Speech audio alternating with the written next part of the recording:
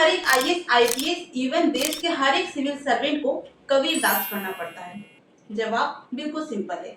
As a civil servant उन्हें अपने समाज को एनालाइज करना पड़ता है और उसके लिए उन्हें एक वाइज फ्री और लॉजिकल थिंकर बनने की आवश्यकता है और यही चीज सिखाते हैं कबीर दास। आइए ऐसे 3 मुख्य बिंदुओं पर बात करते हैं जिसकी वजह से हर एक सिविल सर्वेंट को कबीर दास पढ़ने की आवश्यकता होती है।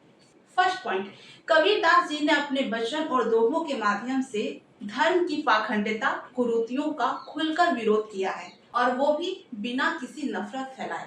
सेकेंड पॉइंट, जब पूरे भारत को जातिवाद और छुआछूत ने जकड़ कर रखा था उस टाइम पे कबीर दास जी ने अपने दोहों और वचनों के माध्यम से जातिवाद की धज्जियां उड़ा दी थी और कहा था, जाति न पूछो साधु की, पूछ लीजिए ज्ञान, बोल करो तलवार का, रहने दो म्यान।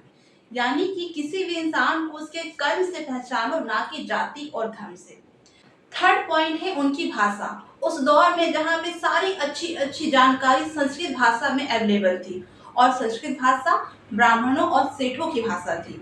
उस दौर में कबीर दास ने अपने ज्ञान को इतने आसान भाषा में डिलीवर किया ताकि देश का हर वो नागरिक जो संस्कृत नहीं भी जानता है वो भी इस ज्ञान वाली चीजों को समझ सके और उसके अंदर अवेयरनेस आ सके। उनका कहना था कि ज्ञान को जितनी सरलता से प्रसारित किया जाए उतना वो लोगों तक पहुंचेगा।